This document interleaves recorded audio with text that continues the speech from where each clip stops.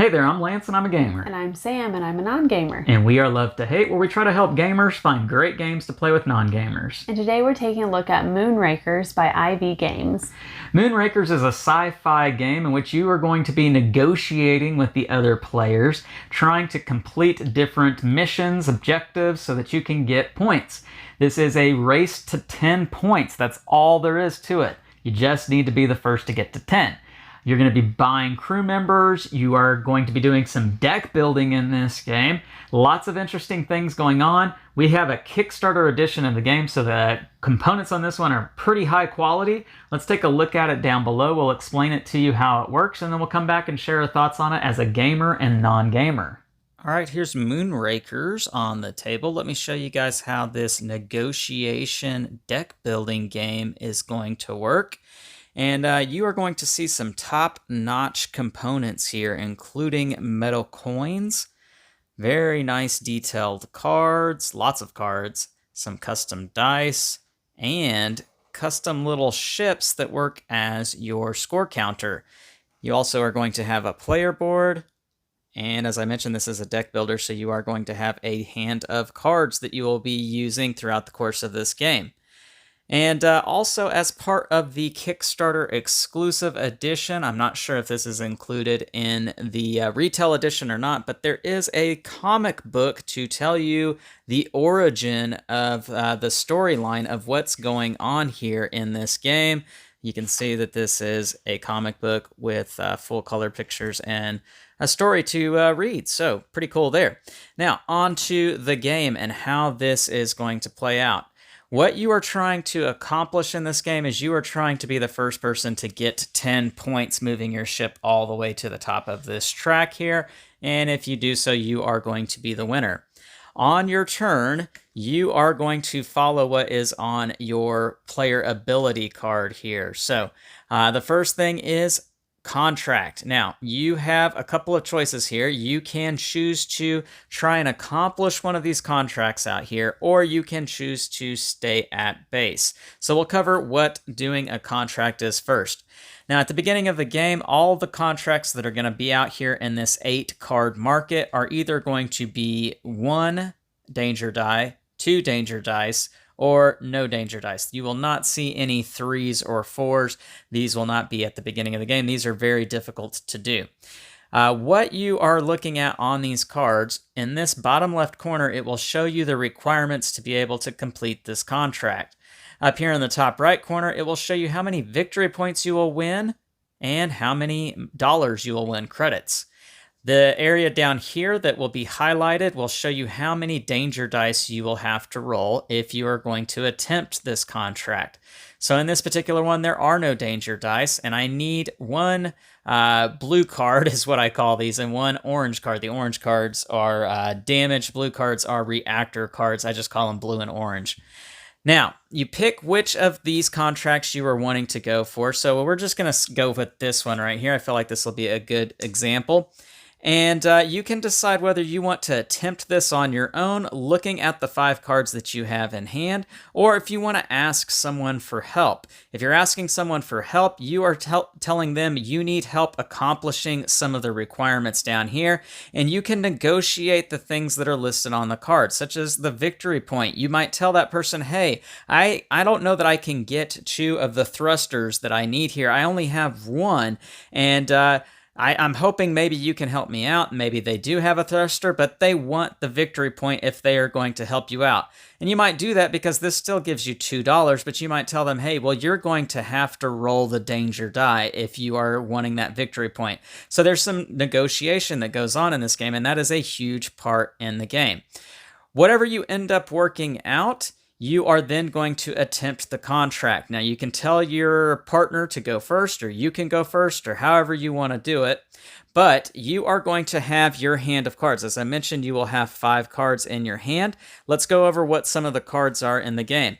There are miss cards, and these are just simply going to clog your deck. They're good for nothing. However, there are going to be some cards, some parts that may use your miss cards. Then you are going to have damage cards. These are simply going to do damage on certain contracts that call for it. Now, there are cards that do +2 damage and +3 damage, but you start the game with the basic +1 damage cards. You are going to have shields. Now, some are going to require you to play shields, but you can always play a shield to block a hazard because, as I mentioned, you will have to roll danger dice quite often, and the way that works is you will roll this die, and for however many exclamation points, that's how many victory points you are going to lose over here. So this is a very bad thing unless you place shields to block those hazards. Then you have thruster cards. Now, thruster cards are extremely important because it's the only way to get more cards in your hand during your turn. And so you're going to want to play these to be able to draw more cards to hopefully help you get the requirements you need to complete these contracts. But the most important card is going to be those reactor cards because on your turn, you only get to play one card to try to complete these contracts. So you might be saying, well, how is that possible? How am I going to get all of these requirements if I can only play one card? The reactor card allows you to play 2 more cards. And if you play another reactor card with one of those 2 actions, well, then you add 2 more to that. So you can see how this can build off of itself, and you really want reactors. And that's how this is going to work. You're going to play your cards, trying to get these requirements. If you're able to do so, then you will gain the benefits listed here, divvying them up with whatever negotiation that you agree to with any of your partners, and dealing out the damage as well. If you fail, you get nothing, and you still have to take the damage as determined at the beginning of the contract. You get 2 opportunities to try to work something out with your opponents if you are needing help on some things. If you are not able to work out a contract agreement with the other players after 2 attempts, then you will have to stay at base, or you might choose to stay at base at the beginning, meaning you're not going to do any contracts. You will gain 1 credit, $1, which is kept over here on this board right here. You've got 1s and 3s. And so you'll get some money if you choose not to do any contracts or you're not able to. And after you've done either one of those things, going for a contract or just staying at the base, then you are able to make some purchases over here. And you can purchase crew, and the crew are going to actually go into your deck as well. They will give you some special ability here. You do have to pay the cost here listed in the bottom right. And they are going to give you the crew icon because there are going to be some contracts that require you to have extra crew in the mix. So crew members are going to be very helpful. They have the same backing as all the other cards, so you're not going to know when a crew member is coming up in your deck. Now, these are the ship parts, and if you'll look back to your player board, you have 4 slots here to purchase different parts, and you will again have to pay the cost in the bottom right. But it will give you some special ability that you are going to be able to do throughout the rest of the game, and you do get to add extra cards to your deck. Now, this particular one has you taking a miss card, but you get a damage 2 card as well, along with this ability. And you can have 4 different parts, as I mentioned. That's pretty much the gist of the game. Players are going to keep doing this, going back and forth around the circle until somebody gets to 10 points. There is a secret hidden objectives deck that you are going to start the game with 2 of these at the beginning, and when you cash one in, you get another. So what these are, you can see here. Here's some examples. Fire support, play no damage cards, but complete a kill contract. Kill contracts are the ones that are in orange. You get 1 victory point if you're able to do that. Here's another example. Over 9,000, acquire 3 Comex ship parts for your ship. Comex are going to be the blue ones listed right here. As you can see, you'll get 1 victory point. And then there is a saboteur. So you can agree to help somebody with their contract and say, yeah, I've got what you need, but then you can fail the contract and sabotage it, and you will still get the victory point, and that opponent of yours that you agreed to help, they'll get nothing. So that can happen in this game with these cards. That is the gist of the game. As far as it goes when playing with non-gamers, some tricky rules that you'll want to be aware of. The ship parts are going to add cards to your deck. That's an easy thing to forget. It's also easy to forget what each part does if you're not keeping up tabs on it. So you may want to help your non-gamer to remember, hey, whenever you bought this, you are able to do this ability. Don't forget that. Also, you want to help them understand the negotiation process. They are able to negotiate anything on these cards that they want to. So for instance, you can say, hey, I'm going to give you 8 of the 10 coins and 2 of the 5 points if you'll help me do this one. But you also have to roll 3 of the damage dice, that sort of thing. You can negotiate whatever you want on that. That's an easy thing to look over or not completely understand. Now, let's go ahead and take a look at the box insert. All right, so with this one, you get a top-notch insert. It's going to have a well for every different type of card, little spots for the ships. The boards are going to fit nicely on top. The bigger boards are going to go on top of the smaller boards. Rule book and comic book go on top. This one is excellent. And there you go. That's Moonrakers. Let's go back up top and share our thoughts on this one. And we're back, and now you're going to see some gameplay footage of a game between Sam and I and 2 of our friends. And so, Sam, first initial impressions seeing this out on the table. There's lots of cards, the pretty coins, the components. Shiny. They are very shiny. The components of this game are pretty high quality. What were your thoughts seeing this out on the table? Honestly, the box and everything together, in my mind, I'm like, this is for gamers. This is, I kind of wrote it off. Okay, yeah. And I can will understand. say, there isn't a lot of games that I would say this about, but the balance of gamers and non-gamers matters in this game.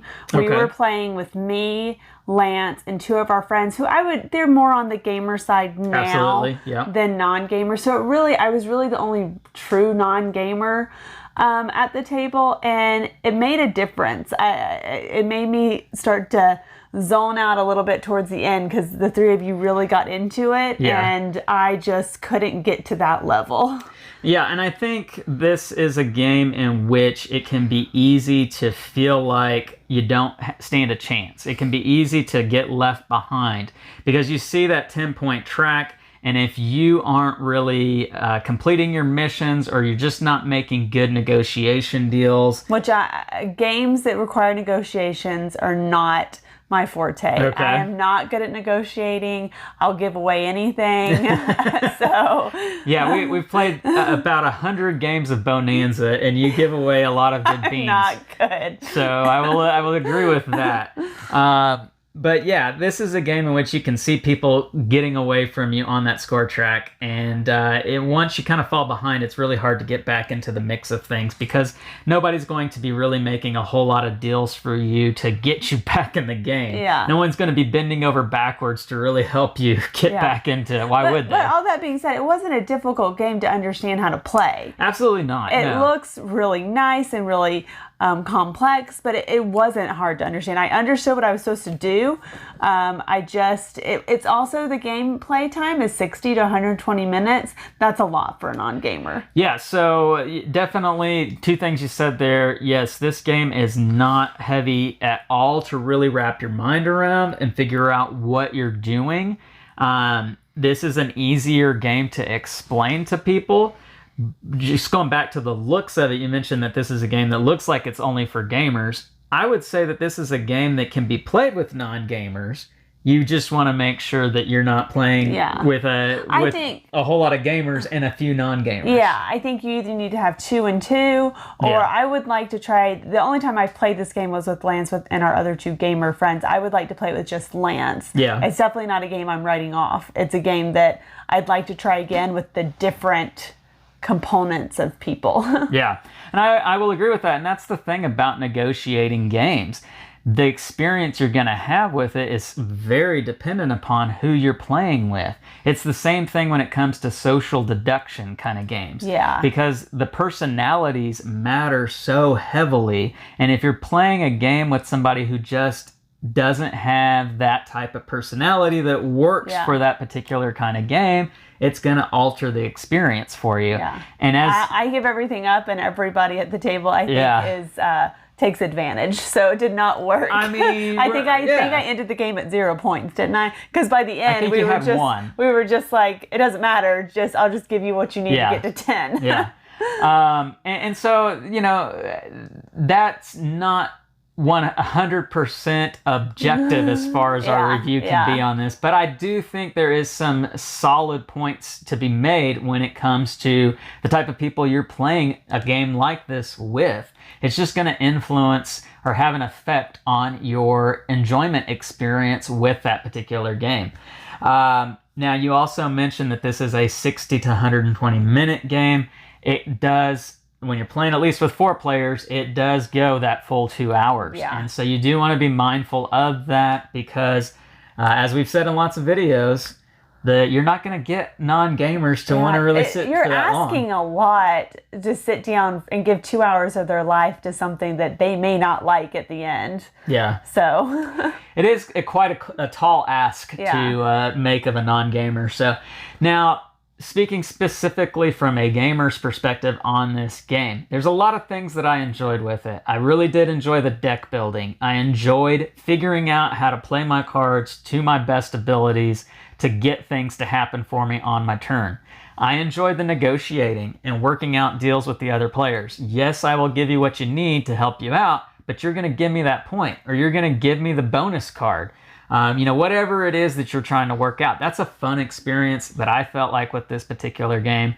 I enjoyed those objective cards that really throw things up, in a wrench, and especially the sabotaging. That happened in the gameplay that you watched. That's how one particular player won the game. He won it on a sabotage card. Yeah. Just completely blew up in my face because I was the one who got sabotaged. And that was great. That was completely an awesome experience. My one drawback on this game is I do feel like it runs too long. I feel like 10 points is quite a tall ask. I would have enjoyed a shorter experience. I would have enjoyed a race to 7 maybe. For me, that would have felt like a much more enjoyable experience because it does feel like, okay, I made a deal and now you're getting a point. Now it comes back to me and I need you to make a deal with me, but you're asking for the point. No, I'm not going to give you the point because I don't want you to get too far ahead of me. And so it does kind of feel like it just keeps going back and forth a little bit. A shorter track. I think maybe it is worth having. I think saying with the personalities is you kind of need to be a little competitive with games like this because I'm not. I don't care if I win or lose, and you have to be firm. You have to stay in your ground. But at the same time, because I didn't care, they could get the points they needed from me, and it helped it move along. But even with that, it still lasted 2 hours. Yeah. And so Well, so there you have it. That's some of our thoughts. Let's get into pros and cons on this one. Sam, what were the things you enjoyed with Moonrakers? It was a great setup. It really was an easy game to understand. I understood what I was supposed to do. But I think it went too long. It really is dependent on the personalities that you're playing with. Yeah, I will agree with that. That's not always something that we talk about with games because a lot of times that isn't necessarily a big thing to worry about. To get back to something you said just a few seconds ago, I think the firmness of the other players you play with, the competitiveness of the other players you play with makes a huge difference in this game. If you're very competitive, you're going to enjoy this. If you're somebody that's just more laissez-faire, you might not. So, scale of 1 to 10, love to hate. What are you going to give Moonrakers? I would probably still give it a 7.2. I liked the idea. I would like to play it again with Lance and just see how just me and him do because we know how each other plays really well. I still think it's a bit long though. So it's a low 7. I'd like to try it again, but if that time didn't go well, I don't know. Okay. Yeah, I think that's a fair score for this one. And I think for me, I would be inclined to say, hey, let's start on 2 instead of 0 on that score track to make it shorter. I don't know how the designers of the game feel about that. But yeah, I would want to shorten it up a bit. And quite honestly, Sam, you said 7.2. I was thinking 7.3. So we're right in the same ballpark, which is very interesting because we come from 2 totally different viewpoints when it comes to gaming. Yeah. Ask me again after I play it one more time. It may be lower, it could be higher. Okay. All right. But yeah, for me, I thought there were a lot of highlights about the game. I just would like it to kind of happen a lot quicker, if that makes sense. Yeah. So All right, well, there you go. That's our thoughts on Moonrakers from IV Studios. Why don't you leave us some comments down below? Let us know what you think of this game. Make sure to like and subscribe and push that bell button so you get notifications of all our new content. I'm Lance. I'm Sam. And we are Love to Hate, where we try to help gamers find great games to play with non-gamers. We'll catch you next time.